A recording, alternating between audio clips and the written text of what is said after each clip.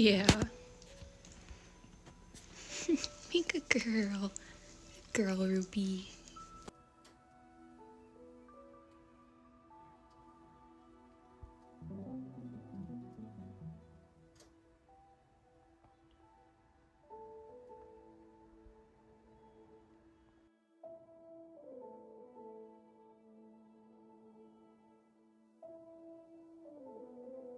Good girl.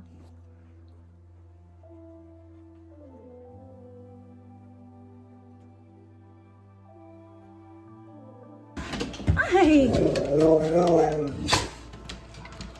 Oh. Hi. Oh my God. I'm covered in hay. Come here. Come here, baby. Come here.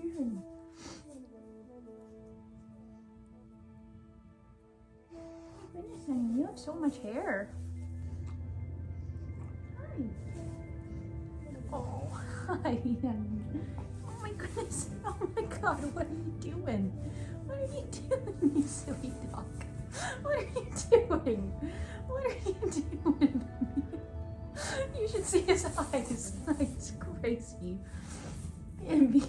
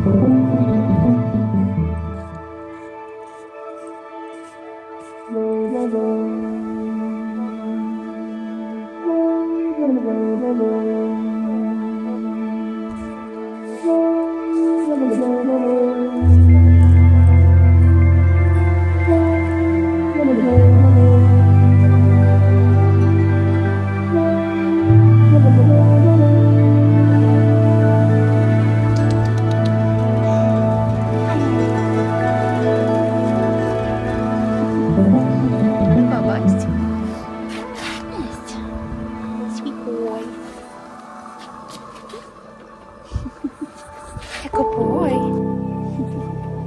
No. Good boy. Are you hungry, Bubba's? Hungry boy. Hi. Here you go.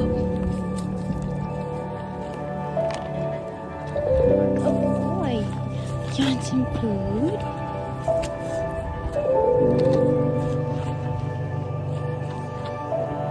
Good boy. Good boy.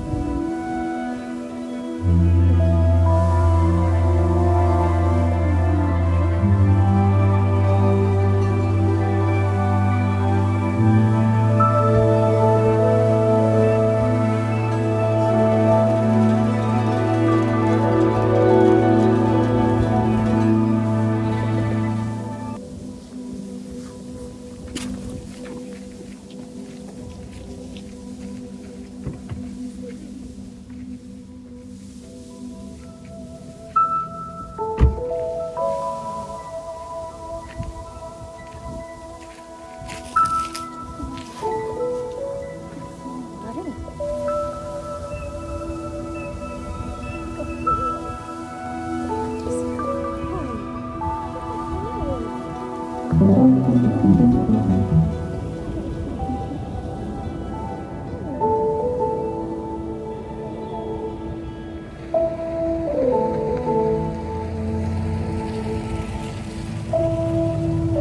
like my rabbit's foot? Some water.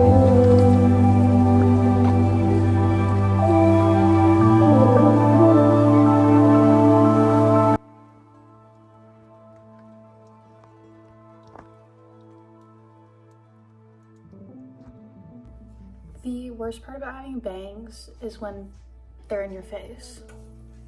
So this is my temporary solution, although it kind of looks not great. But that's okay, I'm not doing it for looks, I'm doing it for comfort. Oh my god, my hair in this lighting, I look like that one professor from Harry Potter.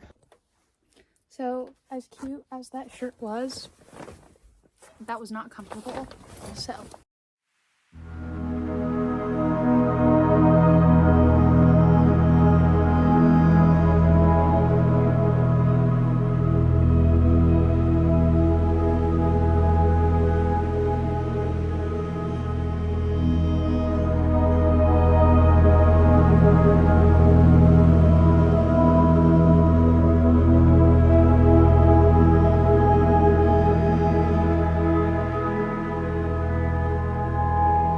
I just need no music so I can focus. Sunbathing is underrated. Like, I understand why ancient civilizations worshipped the sun and the moon, because genuinely just sitting and letting the sun hit your face, like, there's nothing that compares to that. And same with the moon, like sitting in the moonlight.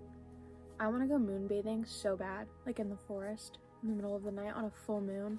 Ooh, oh, I want to do that, but that's not safe to do alone, so I haven't gone. When I lived in the mountains, there was this meditation I did. I lived in Banff, Alberta, which is like a very touristy mountain town.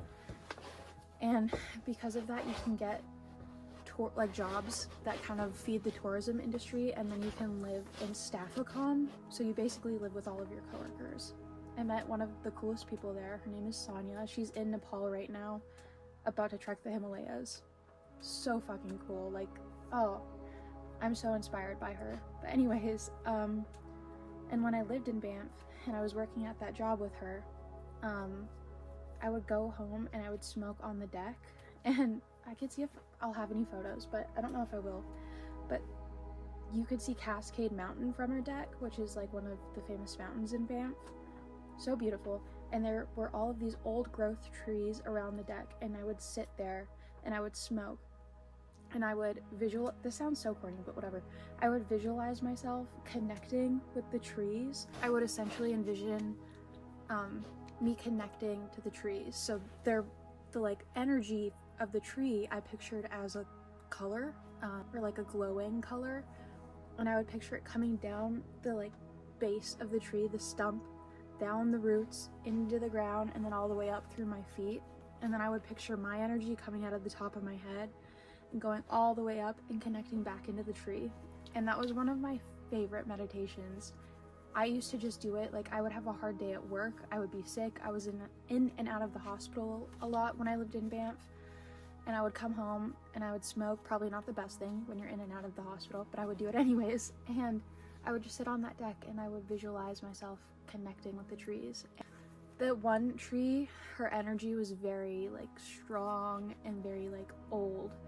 Not in like a weak way, but in wise. Like she had been there for a long time. That's how the tree's energy felt, like very feminine and wise. Like very, very goddess-like, if that makes sense. Two trees next to it were like younger masculine energies. Like they've been around longer than me, but they're like still young in comparison to the mother tree. I probably sound so stupid. I love doing that. And where I'm pet sitting right now, they're on this beautiful acreage and there's trees everywhere. I'm thinking I'm just gonna let my guides say what they want to say, because the hard thing with divination, as someone who's very emotionally led, is I confirmation bias myself a lot in tarot. So, I mean, that's a human thing. Psychologically, we're looking for the things that we want. So when I do a tarot reading and I'm talking to my guides, I'm always hoping they'll tell me something, and then I'm looking for that answer in the cards, like psychologically. And so when I ask spirit about specific things, about like what I want or what I'm struggling with, my confirmation bias is going to be a lot heavier and stronger and more present. Whereas like if I'm just like, tell me what you got to tell me what I got to hear, I'm not already seeking out answers. Interesting. I was kind of wondering if that card would come up, and as soon as I closed my eyes, I was getting some interesting visuals. What day is it today? March 3rd?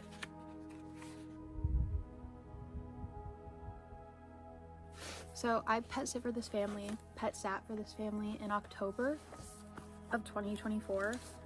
And I also had my journal with me when I was pet sitting. And I wrote an entry. And I remember it because I was looking through this journal yesterday or the day before when I was in my bedroom. And I saw like a glance of what I had written.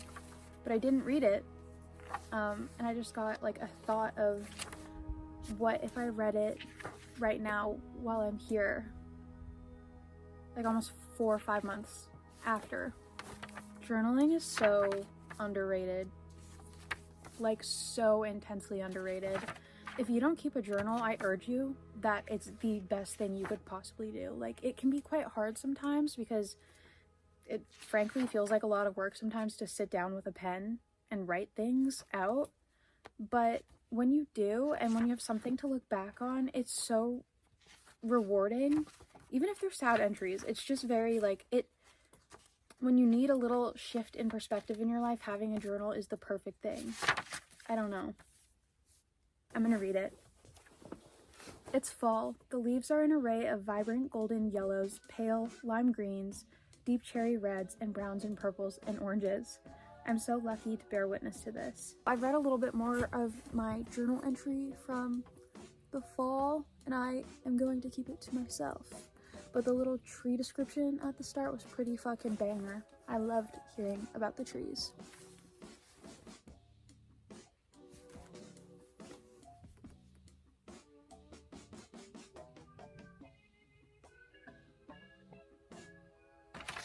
Alrighty. That was fun. Do you guys hear the crow?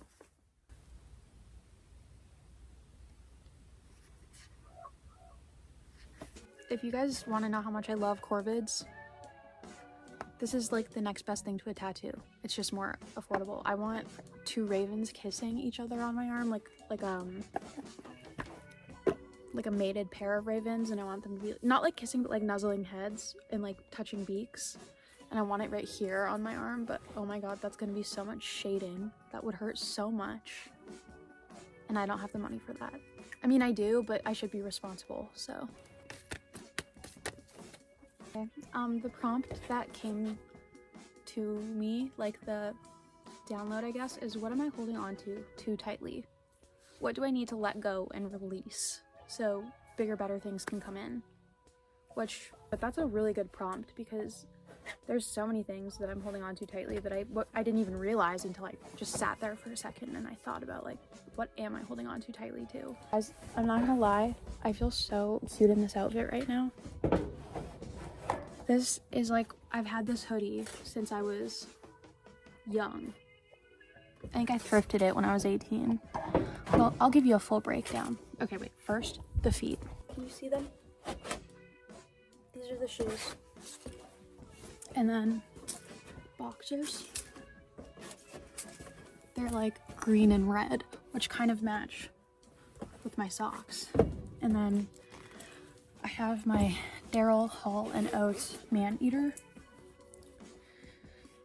shirt that you can like barely see anymore. My comfort hoodie, which is, ooh, I've talked about this in my last video, or my last video, depending on when I post this, but it's space themed, so it says Ursa, and then it has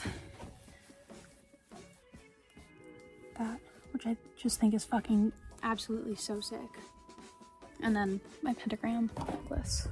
Yeah, anyways, My fears of the future and of making a decision that would be wrong for me. Money, I think. Aren't we all? Yeah, I don't know. I have to sit on that and think on that for a bit. What I'm holding on to too tightly, because I'm sure there's a number of things. I mean, I'm already thinking of things, but yeah, I think I need to think on that.